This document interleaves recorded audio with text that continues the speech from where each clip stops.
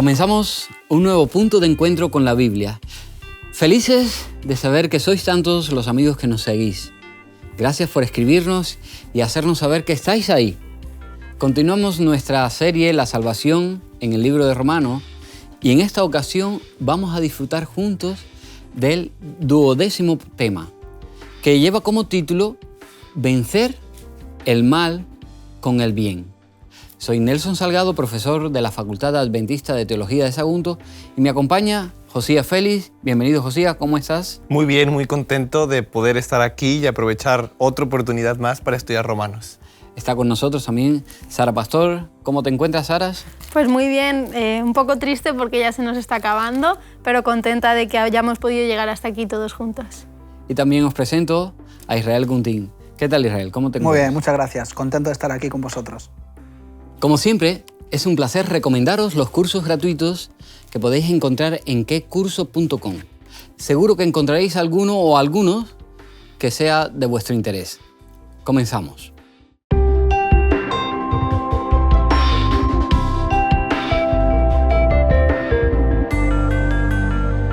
No os conforméis a este siglo, sino transformaos por medio de la renovación de vuestro entendimiento para que comprobéis cuál sea la buena voluntad de Dios, agradable y perfecta. Romanos 12:2. Aunque Pablo intenta disuadir a los romanos de sus falsas nociones de la ley, también llama a todos los cristianos a un elevado nivel de obediencia. Esta obediencia surge de un cambio interno en nuestro corazón y en nuestra mente, por supuesto. Un cambio que viene solamente mediante el poder de Dios. Romanos no da ningún indicio de que esta obediencia se produzca de forma automática. El cristiano debe buscar el poder sin el cual esa obediencia es imposible. Lo cierto es que Pablo nunca tuvo intención de despreciar las obras. En los capítulos del 13 al 15 hace gran hincapié en ellas. Sin embargo, no niega lo que dijo antes sobre la justificación por la fe. Al contrario, las obras son la verdadera expresión de lo que implica vivir por fe.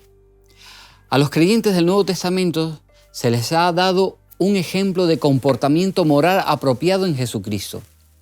Nadie más que Él es el modelo para seguir. Filipenses 2:5 lo deja claro. Dice, haya pues en vosotros este sentir que hubo en Cristo Jesús. La norma no puede ser más elevada. En el capítulo 11, que hemos estado analizando algunas cosas, Pablo termina aquí, digamos, lo que es la parte doctrinal del libro de Romanos. A partir de los capítulos 12 en adelante, hasta el final, lo que hace es presentar instrucciones prácticas con notas personales. No obstante, digamos, estos capítulos son tremendamente importantes porque muestran la manera en que debemos vivir la fe. ¿Qué es para vosotros una vida de fe? ¿Qué es la fe? Pues la verdad que Pablo en el capítulo 12 en adelante no es que nos esté diciendo cómo tenemos que vivir la fe, sino de lo que trata más bien es de decirnos las consecuencias de la fe. Y las consecuencias de la fe pues se basan en las relaciones personales, porque todo el capítulo 12 al 15, Pablo lo que está hablando constantemente es el cómo se relaciona el creyente ahora, no solamente con Dios, sino también con su prójimo. Entonces, la fe, desde luego, el Hebreos 11 lo describe muy bien. Dice que es la seguridad, es la certeza, es la convicción de lo que tú crees, pues que eso es así. Entonces, no es una fe de a lo mejor o quizás, no, es lo que Dios te está diciendo, que eso tú te agarres a esas promesas porque así se va a hacer. Entonces, ¿cómo uno puede entrar en la fe? Pues citábamos en anteriores programas Romanos capítulo 10 o 1 de Juan 4:15, que dice que todo aquel que confiesa que Jesús es el Hijo de Dios, pues que Dios entra en él y permanece y él en Dios, ¿no? Entonces, la manera de vivir la fe pues es ese, ¿no? Ese compromiso de saber que alguien te ha liberado, de que te has dado cuenta del camino que llevabas, pues era un camino de esclavitud del pecado, y ahora pues tienes una nueva vida llena de posibilidades en un proceso que durará toda tu vida hasta que Cristo venga para disfrutar ahora mismo en este mundo Y imagínate ya cuando Cristo venga por toda la eternidad. Entonces, ¿qué puede hacer uno? Pues desde luego ir a reclamar esas promesas cada día y en cada momento, ¿no? Porque a Cristo no le oramos solamente en la mañana y luego nos vamos a hacer nuestras tareas y lo dejamos en casa, sino que todo lo que hagamos en el trabajo, en la iglesia, en nuestro hogar, en todos los sitios, que Cristo pueda acompañarnos, que podamos aprender a vivir en su presencia. Y ese es el camino de la fe que desde luego tendrá resultados como los que cita Pablo en Romanos capítulo 12 en adelante. También podemos ver que vivir en fe es actuar de una manera donde tú sepas que hay una puerta de salida a tus problemas, a las vicisitudes. Aunque no la veas, sabes que está. Hay un texto que describe muy bien la fe, que es 2 Corintios 4:18. Fijamos nuestros ojos no en lo que se ve, sino en lo que no se ve, porque lo que se ve es temporal, pero lo que no se ve es eterno. Es una manera de vivir, es una nueva perspectiva. Vivir con fe es una fe inteligente, una fe pensada, una fe racional, pero es una fe también que se deposita en la irracionalidad, que es creer en lo sobrenatural. Entonces, una fe que confía, una fe que sabe que las pruebas le van a traer más paciencia, que a pesar de las vicisitudes se encuentra fortalecido, no una fe que únicamente se basa en los milagros, que a pesar de las cuestiones malas sea fuerte en sus fundamentos en Cristo. Y me gusta el texto de Filipenses capítulo 12, versículo 13, que dice, porque Dios, ocupaos en vuestra salvación con temor y temblor, dice en el 12 y en el 13, porque Dios es el que obra en vosotros tanto el querer como el hacer por su buena voluntad. Es decir, cuando uno entra en el camino de la fe, el querer del creyente ahora va a cambiar. Las cosas que uno quería antes, ahora ya no las quiere, sino que quiere otras. Entonces, por eso es tan importante tener un concepto claro sobre lo que es el Evangelio, porque Cristo lo que cambia en ti es el querer. Y ahora yo no tengo que pasar tiempo con Jesús, es como si fuera una obligación, ¿no? Sino que yo ahora quiero pasar tiempo con Jesús. Y como yo quiero pasar tiempo con Jesús, eso se vuelve en un acto. Y esos actos de pasar tiempo con Jesús se vuelven expresiones. Y qué mejor manera de expresar el Evangelio y lo que Cristo ha hecho en tu vida en la relación hacia tu prójimo, hacia los demás, sobre la gente que nos rodea. Esa es la mejor manera, desde luego, de practicar la fe, en la relación con otras personas. Y, desde luego, aprender, porque uno va aprendiendo, pues también equivocándose y se va dando cuenta de lo importante que es pasar tiempo con Jesús para luego que ese reflejo se pueda ver en otros.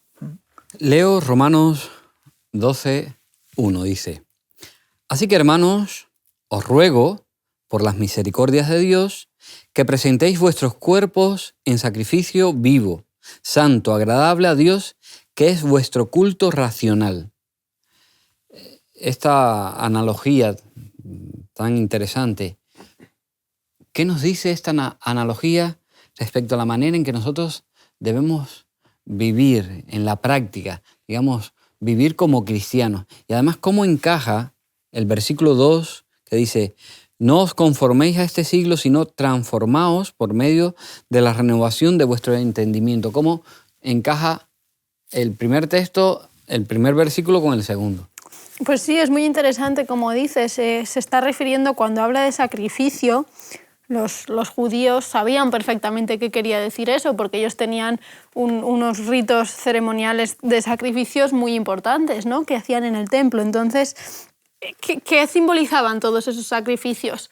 Simbolizaban la muerte de Jesús, el Cordero sin mancha que iba a morir para perdonar todos nuestros pecados. Una vez que Jesús ya muere y resucita, no tiene sentido seguir sacrificando esos animales porque ya se ha cumplido el objetivo que tenían. Entonces aquí Pablo nos insta a los cristianos a que entreguemos nuestro cuerpo a Dios, pero no para morir, como sucedía con los animales, sino dice como sacrificio vivo, que entreguemos todo nuestro cuerpo dedicándolo a su servicio como sacrificio vivo. Los animales que eran sacrificados en el Antiguo Testamento tenían que ser sin mancha, puros, tenía que ser el mejor de todos. Los estudiaban, los analizaban y los examinaban cuidadosamente, y si encontraban algo que no les gustaba, algún defecto, ese animal ya no se podía sacrificar, era descartado. A nosotros, para ser este sacrificio vivo, debemos ser también como esos animales, ¿no? Debemos ser sin mancha, aunque hemos comentado a lo largo de la serie, que por nosotros mismos somos incapaces de cumplir la totalidad de la ley, en Cristo sí. Entonces nos exhorta a ser nuestra mejor versión de nosotros mismos para poder ofrecer todo nuestro cuerpo en el sacrificio vivo a Dios al máximo de nuestras posibilidades, ¿no? Y entonces en el versículo 2 sigue un poco con esta dinámica que dice: no os conforméis a este mundo. Tenemos que nadar a contracorriente, no nos tenemos que conformar con las modas o con las costumbres o con lo que haga la gente a nuestro alrededor, sino saber bien cuál es nuestro objetivo y qué es lo que debemos hacer para conseguir eso, ¿no? Entonces, si yo quiero entregar mi 100% a Dios, voy a cultivar mi mente y mi cuerpo para poder estar a ese 100%, explotar todas mis capacidades al máximo y que ese animal sin mancha, que mi cuerpo se acerque al máximo a ese animal sin mancha como era en los sacrificios y como lo fue Jesús. Somos llamados, desde luego, hablábamos de la importancia que es cuando Cristo te justifica y también la santificación, que es el proceso en el cual el Espíritu Santo va a ir transformándote cada día a imagen de Dios. Entonces, aquí en el versículo 2, el llamado que hace Pablo para todo creyente, porque ya se está dirigiendo a los creyentes, a los verdaderos creyentes espirituales, es que ellos no se conformen consigo mismos, porque el cristiano siempre tiene que estar en el proceso de aprendizaje.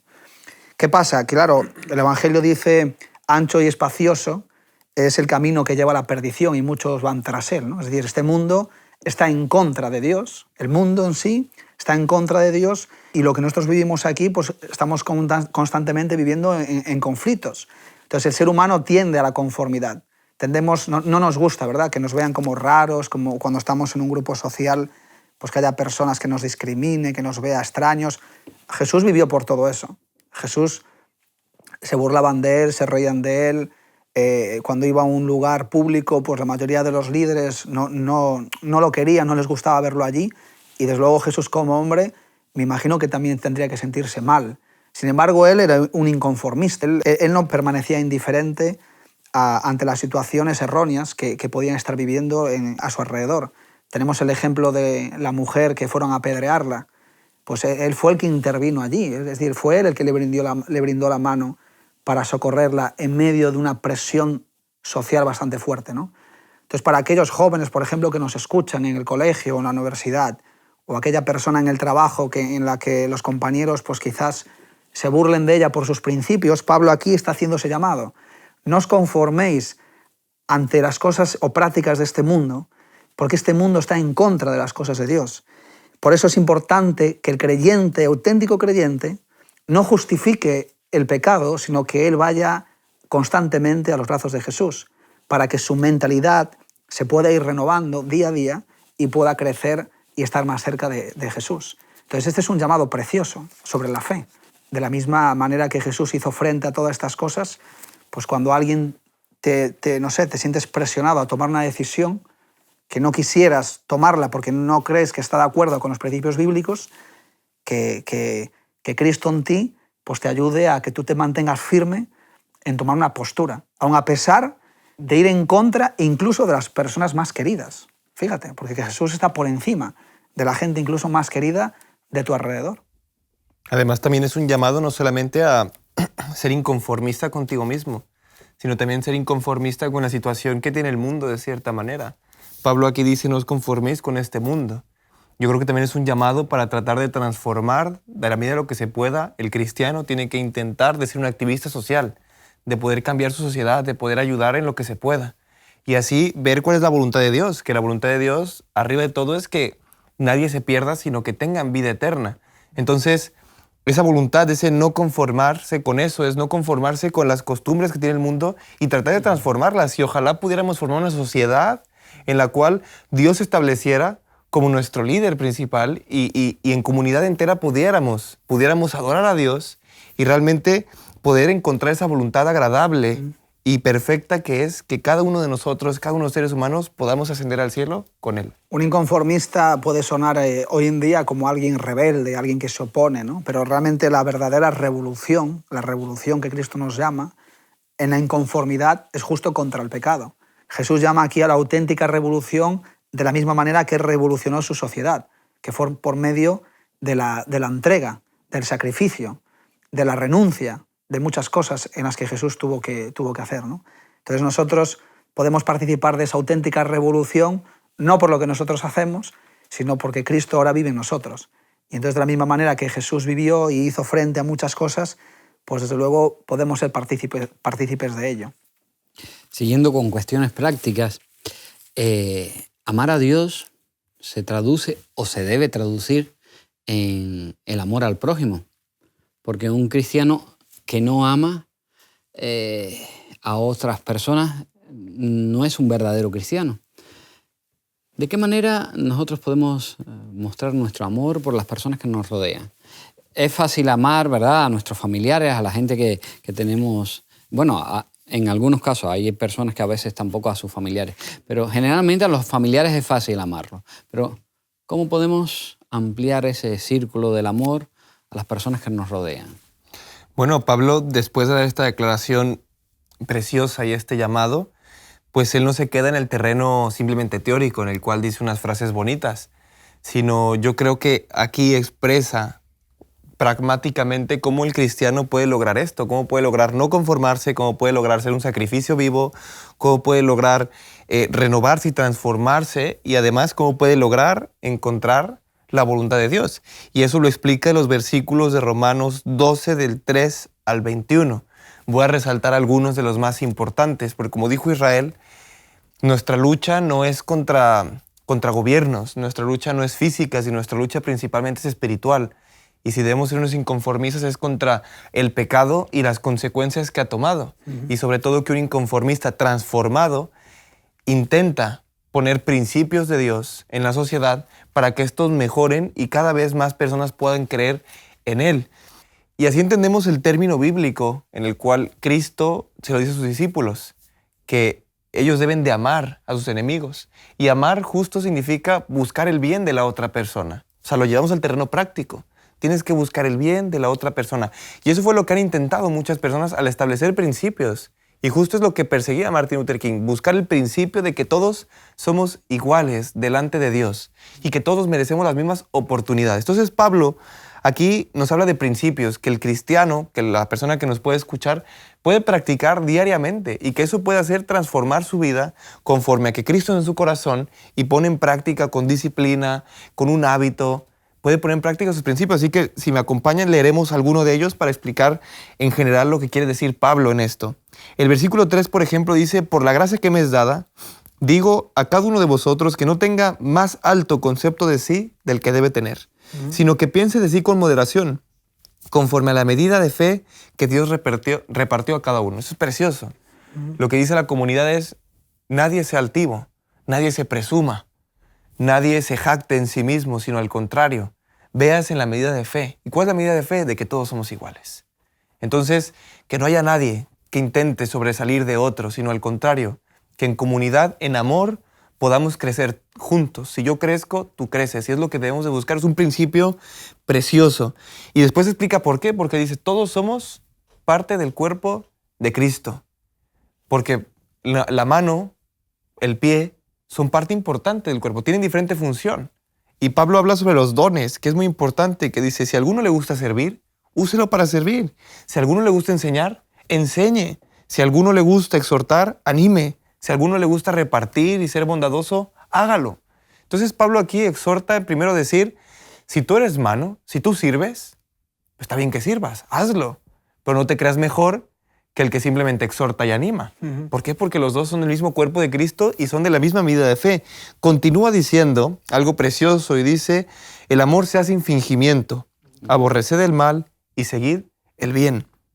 Es un llamado de Pablo en el que dice, cuando se amen, que no sean hipócritas, no tengan máscaras, sino ámense de verdad. En el trabajo no seáis perezosos. Ese consejo nos serviría mucho de nosotros. Trabajar para el Señor y que todo sea la honra para Él. Gozaos en la esperanza, sufridos en la tribulación y algo muy importante, constantes en la oración. Precioso. Debemos de estar en oración constantemente. Él termina con unos textos que contradicen totalmente los principios con los que siguen este mundo. Y me van a permitir leerlo. Dice, bendecid a los que os persiguen. Bendecid y no maldigáis. Ojalá pudiéramos aplicar esto. Que nos persiguen, que nos maldigan, ustedes bendecirlos. En el 16 dice, sed unánimes entre vosotros, no altivos, sino asociados con los humildes. No seáis sabios en vuestra opinión. Siempre tener esa capacidad de aprendizaje, esa capacidad de admiración. Siempre en ser humildes para poder aprender cosas nuevas. No paguéis a nadie mal por mal. Procurad lo bueno ante los hombres.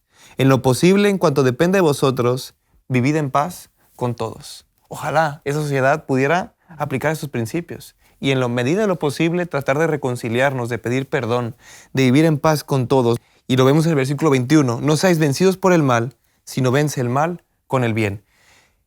Esto es la manera como puedes expresar prácticamente el amor en tu familia, en tu congregación, en tu sociedad. Y de esta manera, si siguiéramos estos principios, las cosas serían totalmente diferentes. Quiero resaltar el versículo 18, porque como comentabas antes, el cristiano ha de amar, es una consecuencia, el amor hacia el prójimo, ¿no? Sin embargo, este tema a veces es mal interpretado por personas, y ahora comento lo que quiero decir, pero me gustaría leer primero el versículo que dice, en lo posible, en cuanto dependa de vosotros, tened paz con todos. Claro, el amor se puede dar más en gente que tratas más y de otra manera en gente que tratas menos, ¿no? Pero el amor, desde luego, tiene que ver con una actitud, y la actitud es el desear y en lo que esté en tu mano, pues ayudar en lo posible, en la medida de lo posible. Sin embargo, creo que hay personas, y la Biblia nos habla de ellas, que a veces entienden el amor de una manera esclavizadora, donde la idea del amor tiene que ver con que a pesar de que te insulten, de que te peguen, de que te maltraten y que haya gente que no quiere saber nada de ti porque no te quiere, pues parece como que tú sientas la obligación de estar ahí constantemente encima de ella para poder amarla. Pero claro, Pablo dice aquí, cuidado, en lo posible estar en todos en paz en la medida de lo posible. Pero es que hay a veces donde no es posible, donde hay situaciones o relaciones personales donde no se puede dar esto. Entonces uno debe entender que no debe ser esclavo de nadie, de ninguna relación personal. Uno debe ser esclavo, sí debe ser esclavo de Cristo. Y a veces hay personas o relaciones que no se pueden dar, precisamente porque hay gente pues, que no te quiere. Y eso es una realidad. Entonces uno debe de seguir manteniendo una actitud dispuesta de ayuda hacia todos. Pero tampoco es bíblico el hecho de hacer sentir a una persona esclavo de alguna relación. Porque si alguien no te quiere, no tienes por qué tener la obligación de quererte si no te quiere. Entonces tú, en la medida de lo posible, estás ahí dispuesto, pero con mucho cuidado. No estés sujeto tampoco a esa relación porque te puede hacer mucho daño también. Es que Jesús mismo, en línea de lo que tú estás diciendo, también dijo, si vais a un pueblo y nos reciben, quitaos el polvo de las sandalias y ir al siguiente. Tenemos que ser astutos sin hacer daño a los demás, pero tampoco dejarnos hacer daño a nosotros y manipular y ser una marioneta de alguien que nos está utilizando por egoísmo, no por un amor genuino. Entonces eso también es un tema importante, sí. Sí, ser sabios en nuestras relaciones, procurar de estar en paz, como dice el texto, pero a veces si la otra parte no quiere avenirse, seguir deseándole el bien a esa persona. Porque eso es el amor. Claro, es el amor. Seguir con una mentalidad abierta para si en un momento determinado esa relación se puede arreglar. Pero hay un versículo que me gustaría resaltar ahora del capítulo 13, el 8. Dice, no debáis a nadie nada, sino el amaros unos a otros, porque el que ama al prójimo ha cumplido la ley. Y me gustaría que lo matizaseis, porque tal vez algún amigo puede pensar, bueno, si ya amo, entonces no hace falta obedecer la ley. Claro, después de todo lo que hemos estudiado, esa idea vemos que no tiene cabida, ¿no? La consecuencia de la fe, la consecuencia de entregar nuestra vida a Jesús, precisamente, es que la ley de Dios, que es el carácter de Él, se pueda reflejar en nuestra vida, ¿no? Entonces, separar la fe de la ley no tiene sentido. Pero es bonita la expresión que usa Pablo, porque dice, el que ama al prójimo cumple la ley. Entonces es el propósito de la ley, al final, que es en el ambiente donde vivía Adán y Eva antes del pecado, justamente era el hecho de amarse unos a otros, de respetarse, de darle lugar a todos, de poder tener una sociedad justa y equilibrada. Entonces, Pablo también enfatiza en Colosenses capítulo 3, versículo 14, nos hace esta misma propuesta, ¿no? Y sobre todo, vestíos de amor, que es el vínculo de la perfección, ¿no? Al final, si la ley me lleva a Cristo y Cristo me lleva a la ley, pues yo puedo vivir esa experiencia del amor y expresarla en relación con los demás. También la repite en Gálatas, donde dice sobrellevad los unos las cargas de los otros y así cumplid la ley de Cristo. Gálatas 6:2 también repite expresión. Entonces, en Éxodo vemos algo muy curioso, que los 10 mandamientos, hablando de la ley moral, los 10 mandamientos, los primeros 4 se expresan directamente a Dios, que son: no tendrás otros dioses, no tendrás imagen ni semejanza, guardarás el sábado y lo practicarás de sábado en sábado. Y después tenemos los otros 6 que sobran, vemos que son de relaciones humanas. Empiezan por los padres: respeta al padre, no mates a nadie, no le hurtes, no le robes, no seas codicioso, no le quites a su mujer, etc. Entonces vemos que esos 6 mandamientos se expresan también en el amor. Si tú amas a alguien, no le vas a robar. Si tú amas, no vas a tener envidia de él. Si tú amas, no le vas a mentir a alguien. Entonces, es por eso que Pablo también describe esto. Si tú quieres amar a alguien, pues cumple la ley. Y cumpliendo la ley lo puedes amar, le puedes expresar que lo amas cumpliendo la ley. Entonces, por eso es que dice, si tú amas a tu prójimo, estás haciendo el cumplimiento de la ley. Sí, porque la esencia de la ley es amor. ¿Qué mandamientos citó Pablo como ejemplos que ilustran el principio del amor en la observancia de la ley? Sí, hemos leído el versículo 8, pues continuando en el 9 dice: porque no adulterarás, no matarás, no hurtarás, no dirás falso testimonio, no codiciarás, y cualquier otro mandamiento.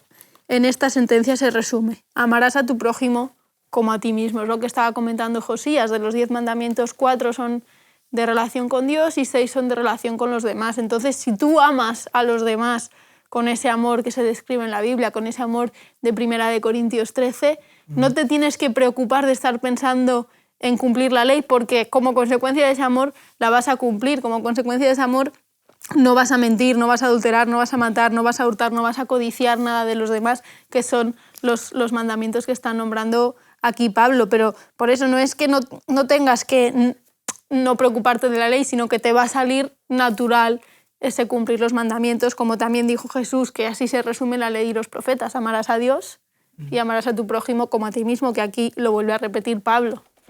Y es bonita esa idea, porque él termina en el versículo 10 diciendo: el amor no hace mal al prójimo. Así el amor es el cumplimiento de la ley. Y eso es muy bonito. ¿Por qué? Porque podemos entender los primeros 4, es un amor a Dios, ¿no?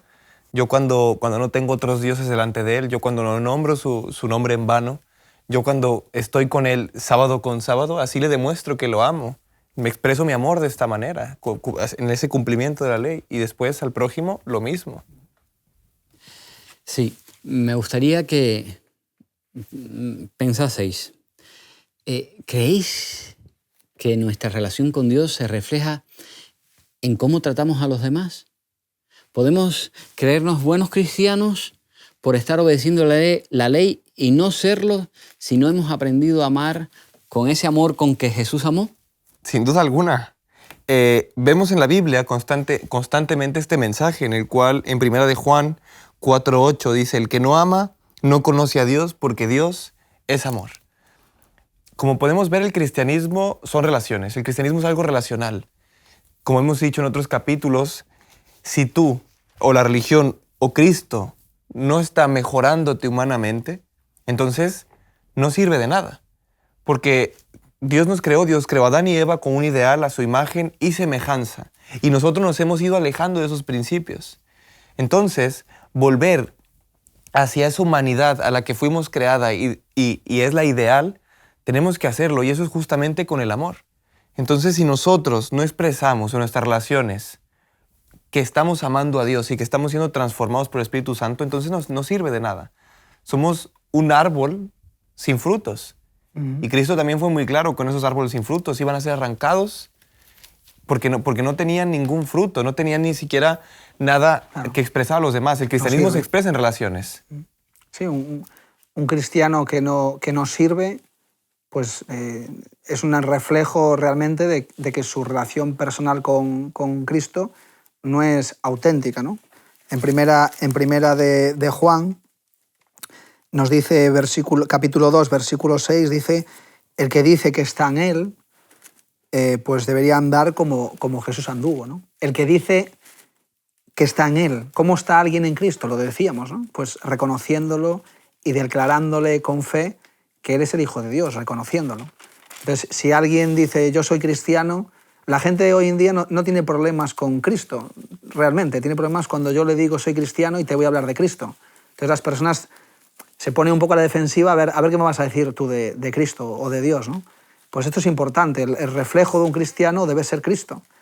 Lo demás pues son palabras vanas que no llevan a ningún sitio. Y Juan, por ejemplo, Santiago nos dice que seamos hacedores y no solamente oidores.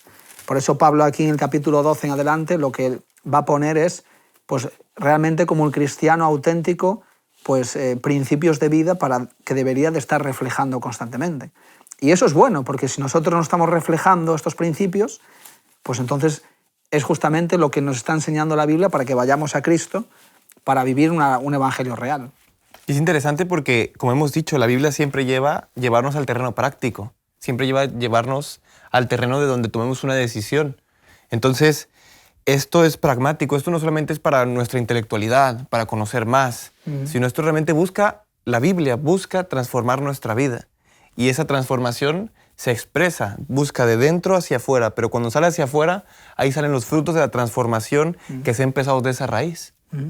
No me gustaría dejar el capítulo 13 sin que se comentara algo sobre esa relación entre los cristianos y las autoridades civiles.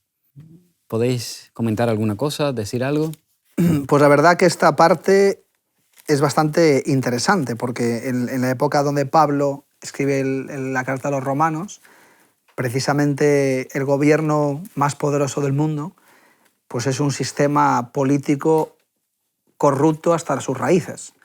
Además, paganos y además perseguidores del cristianismo, e incluso a Pablo mismo lo asesina este mismo sistema.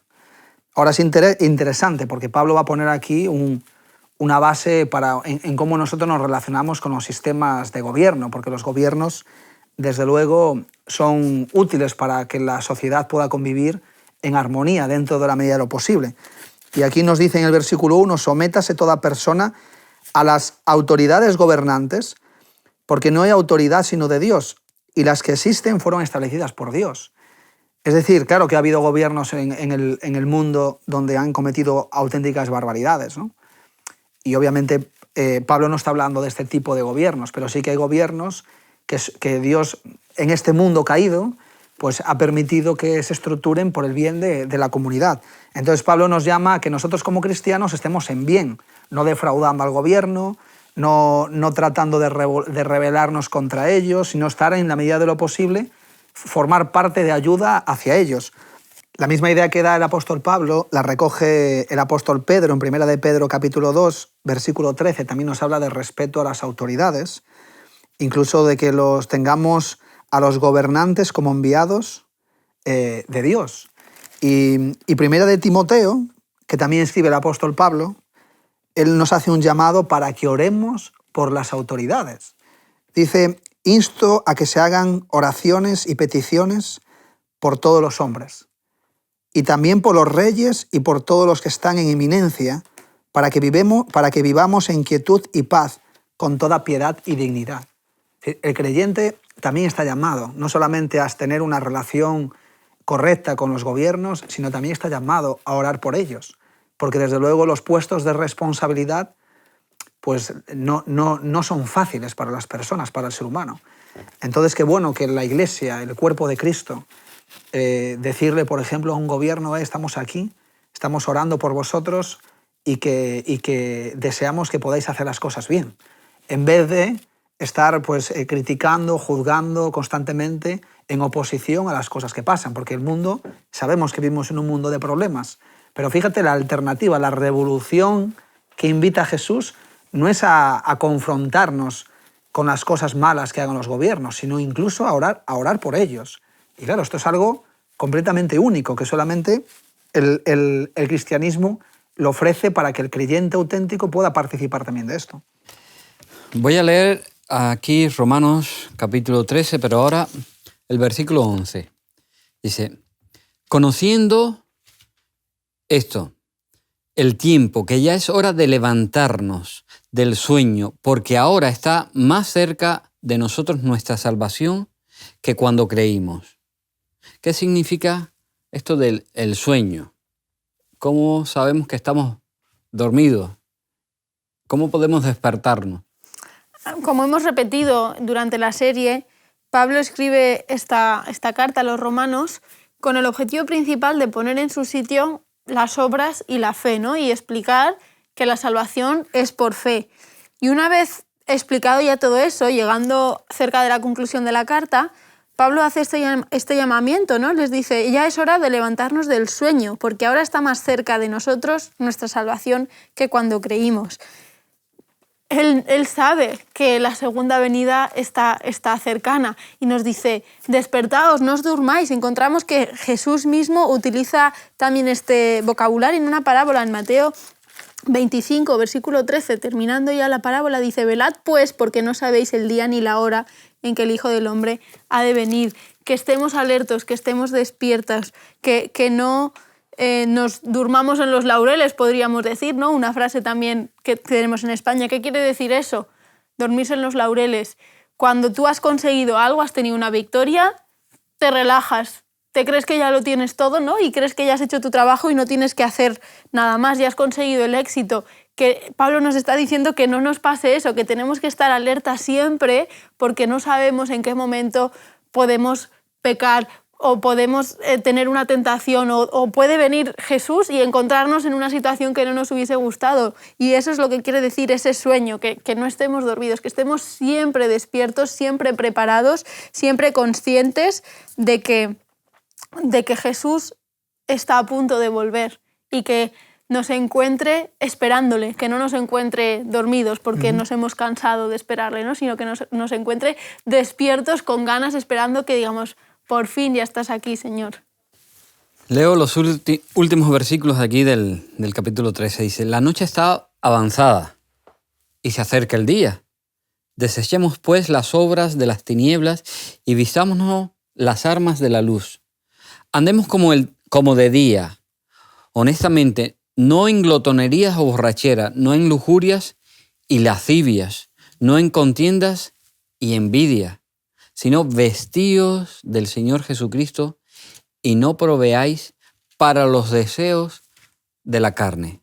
Me gustaría que comentaseis estos textos.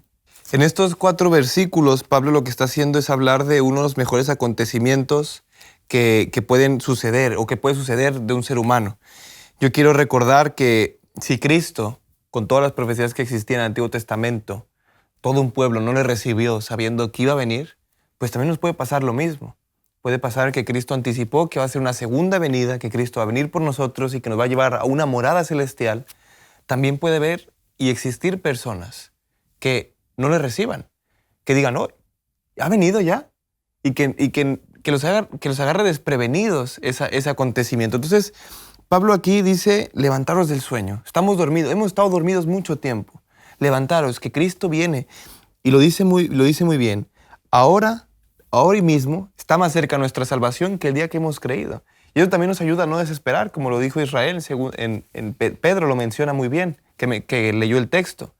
Que el Señor no tarda en cumplir sus promesas, que no nos desesperemos, que seamos pacientes, porque el Señor vendrá. El Señor dijo, yo vengo pronto. Y si tú hace 10 años que ya crees, pues un día más estás más cerca de la salvación y un día más estarás más cerca de la salvación.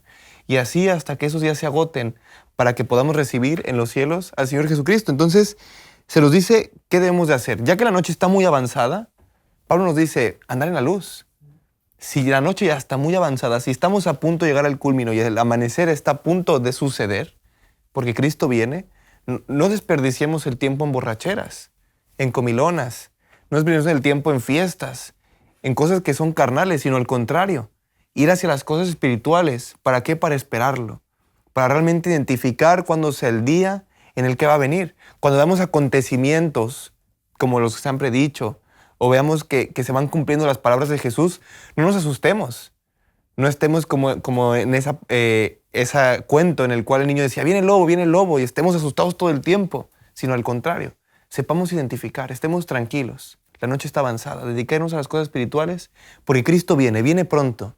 Viene por ti y viene por mí, Pero la pregunta es, ¿le estamos esperando? Jesús habló de su segunda venida, cómo iba a ser. Ha pasado ya mucho tiempo y nosotros, ¿por qué deberíamos de despertar del sueño que estamos? Y uno de ellos es porque los acontecimientos que están pasando, según la Biblia, pues nos enfocan, desde luego, a que la venida de Jesús se aproxima, ¿no?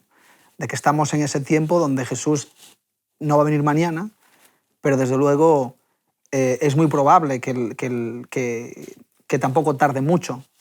Y mira, en Lucas capítulo 21, versículo 26, nos habla de las señales del fin. Y dice que además de las señales que va a haber en la naturaleza, acerca de catástrofes, de las situaciones políticas, económicas, religiosas, el versículo 26 dice, los hombres desfallecerán por el temor y la ansiedad de lo que vendrá sobre la tierra, porque las virtudes del cielo serán conmovidas. Es decir, los hombres, las personas de este mundo, viendo la situación en la que nos encontramos, catástrofes naturales, hambres, guerras, conflictos, hambrunas por todos los sitios, problemas económicos, religiosos, las personas, claro, los que no son creyentes, pues ¿dónde ponen la confianza? En algún sitio tienen que ponerla. Muchísimas personas pues buscan adivinos, magos, hechiceros, alguien que les adivine el futuro, cómo van a ser las cosas. Se gasta mucho dinero en eso. Sin embargo, la Biblia nos dice que estas circunstancias es para precisamente que nosotros pongamos nuestra confianza en Jesús, porque Jesús va a venir. Él va a venir. Y aunque yo no me crea eso ni tenga que ver con mi vida, la Biblia dice que Jesús va a venir. Y ese es el acontecimiento más importante del mundo cristiano, la segunda venida de Jesús. Porque Jesús ya no vendrá para ser muerto en la cruz, sino Jesús va a venir a buscar a los suyos, los que le recibieron, a sus hijos, para llevarlos a una vida para toda la eternidad, donde dice Apocalipsis 21 que allí ya no va más muerte, ni sufrimiento, ni dolor. Y el texto continúa diciendo, cuando veáis estas cosas, donde las gentes desfallecerán de angustia ante las situaciones del mundo, versículo 28, cobrad ánimo. Fíjate el mensaje de Dios para el mundo. Cobrad ánimo y levantad vuestras cabezas, porque sabed que vuestra salvación ya está cerca. Y les dijo, esta parábola os doy, mirad la higuera y todos los árboles. Cuando brotan, sabéis por vosotros que el verano ya está cerca. Nosotros podemos ver las señales de la higuera en el mundo, podemos ver las características de que nos enseña de que este mundo le queda poco tiempo. Versículo 31 y termino. Así también cuando veáis que estas cosas suceden, entended que el reino de Dios está cerca. Entonces, qué bueno que nosotros podamos participar de esta experiencia, de que a pesar de las cosas como nos vayan alrededor, podemos confiar de que la venida de Jesús va a ser el punto culminante del fin del pecado, del fin de la angustia, del fin de la muerte. Y entonces entraremos ya en una vida eterna al lado de Jesús con las personas que han querido estar allí para toda la eternidad. Entonces, ¿por qué nos vamos a perder este acontecimiento? Lo mejor es despertarnos, lo mejor es cobrar ánimo y lo mejor es empezar a depositar nuestra confianza en Jesús.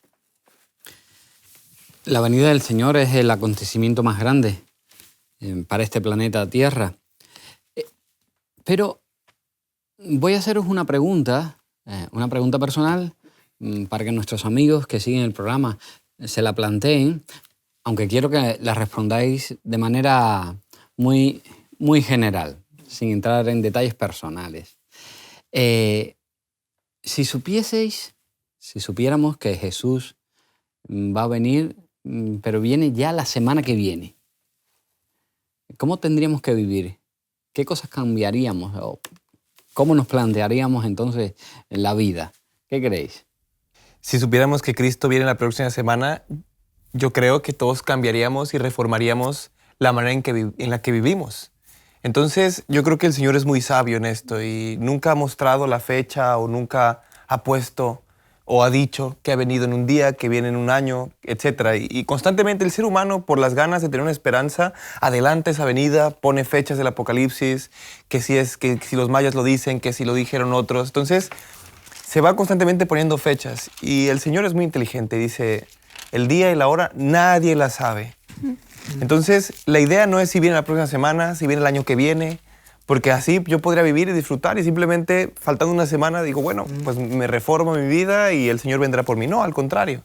Yo creo que debemos de vivir día a día como si el Señor hubiera llegado a nuestra vida y la salvación esté en nuestra vida ya ese día. Claro. Tenemos que vivir como si Cristo viniera por nosotros hoy mismo. Realmente la idea no sería que viniera la semana que viene, sino que viniera ya hoy, porque el cristiano cuando vive en Jesús vive con el presente, va disfrutando del presente y para él pues entiende que la venida de Cristo ya está. Y claro, esa visión es muy importante, porque cuando uno vive una relación estrecha con Dios, pues la venida de Jesús es como que se aproxima, como que la ve más cerca. Los discípulos, los apóstoles de Jesús y los discípulos y los creyentes del primer siglo, ellos tenían la convicción de que Jesús ya venía en su tiempo. ¿Por qué? Porque la dimensión de la venida de Jesús cambia cuando tú estás en una relación estrecha con Jesús. ¿Eso te lleva a qué? Te lleva a estar actuando constantemente, te lleva a trabajar por los demás.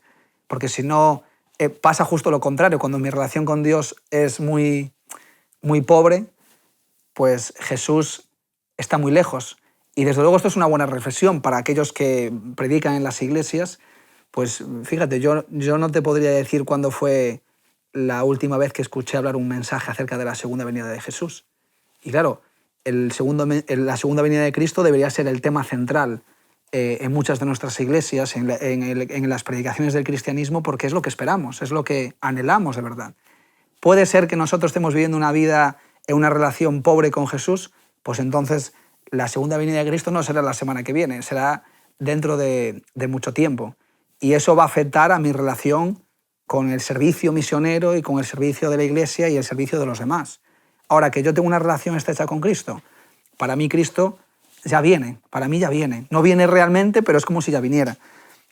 Y una de las actitudes, desde luego, que creo que me gusta el apóstol Pablo, que ocurre en estas cosas, es cuando dice Filipenses capítulo 3, que dice, para mí todo lo que era ganancia, yo ahora lo he considerado pérdida por amor de Cristo. Y más aún, considero todas las cosas como pérdida por el sublime valor de conocer a Cristo Jesús, mi Señor, por el que perdí todo, lo tengo por basura para ganar a Cristo. Entonces, ahí vemos como para que la realidad de la segunda venida de Jesús se haga presente en mi vida, desde luego uno ha de entregárselo todo a Jesús. Y eso, desde luego, es el llamado que se nos invita a participar de esta experiencia y que ya vamos terminando el libro de Romanos, pues es la forma práctica en la que podemos invertir nuestra vida. Sí, yo estoy de acuerdo con lo que decía Josías, de que el Señor es muy inteligente y no ha dicho la fecha, porque eso alteraría nuestras acciones, quizá no de la mejor manera, pero me gustaría pensar que si los cristianos supiésemos con la certeza que el Señor viene la semana que viene, nuestro esfuerzo y toda nuestra intención fuese de verdad predicar eso, ¿no? Es contarle eso a todo el mundo, decir que el Señor viene ya la semana que viene, aprovecha que aún tienes 7 días de tiempo para creer en Jesús, ¿no? Confiar en Él, porque ya cuando venga ya no habrá más opción. Aprovecha ahora y que contásemos el Evangelio de Jesús para que se pudieran salvar pues todo el mundo, ¿no? El máximo número de personas, que es lo que hacía Pablo ahí. Él confiaba en que la segunda venida estaba cercana y les decía, despertaos, no os durmáis, ¿no? Me gustaría que ese fuera un poco también nuestro mensaje, despertaos, no os durmáis, que Cristo está a las puertas. Sobre todo invitamos a nuestros amigos para que mediten en el capítulo 24 de Mateo, ese hermoso capítulo profético, porque pueden encontrar ahí, hallar las señales que ocurren y que ocurrirán antes de la venida del Señor, y sobre todo que se queden con el versículo 13, con esa promesa preciosa, dice, mas el que perseverare hasta el fin, ese será salvo. Queridos amigos, al aceptar a Jesús como Salvador personal y aprender a confiar totalmente en Él, estamos abriendo la puerta al Espíritu Santo para que pueda darnos poder para pensar, sentir y actuar de acuerdo con su voluntad.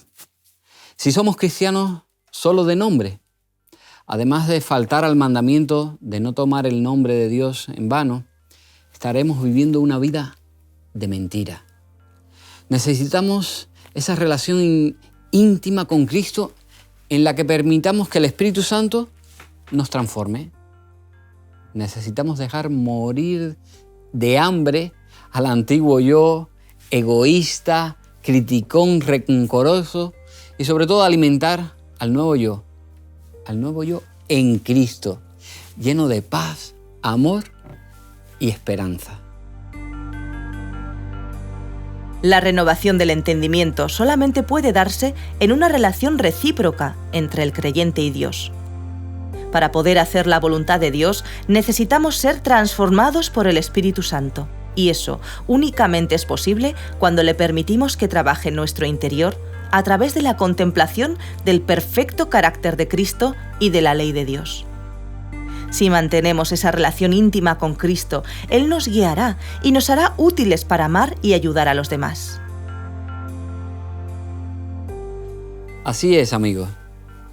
Entregar nuestra vida a Cristo es aceptar su sacrificio en nuestro lugar y vivir con Él esa experiencia maravillosa e increíble que no se puede explicar, solamente experimentar, que han vivido y viven tantos cristianos en el mundo.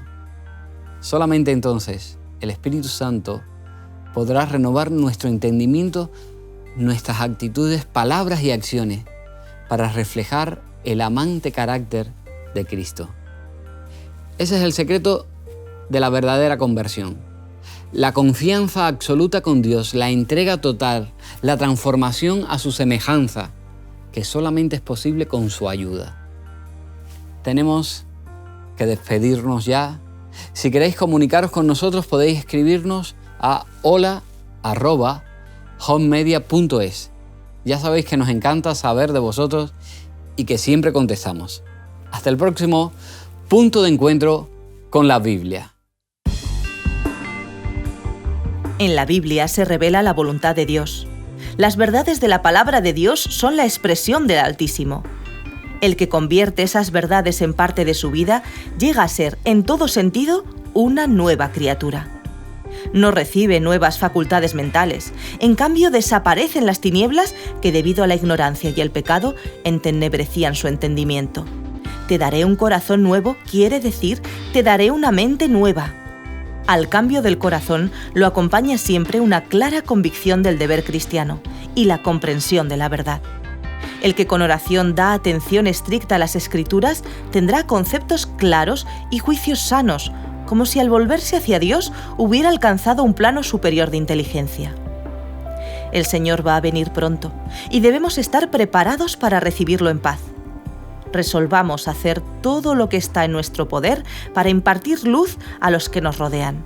No debemos estar tristes, sino alegres y recordar siempre al Señor Jesús. Él va a venir pronto y debemos estar listos. Cuán glorioso será verlo y recibir la bienvenida como sus redimidos. Largo tiempo hemos aguardado, pero nuestra esperanza no debe debilitarse. Me siento inducida a clamar con gran voz: ¡vamos rumbo a la patria! Nos estamos acercando al tiempo cuando Cristo vendrá con poder y grande gloria para llevar a sus redimidos a su hogar eterno.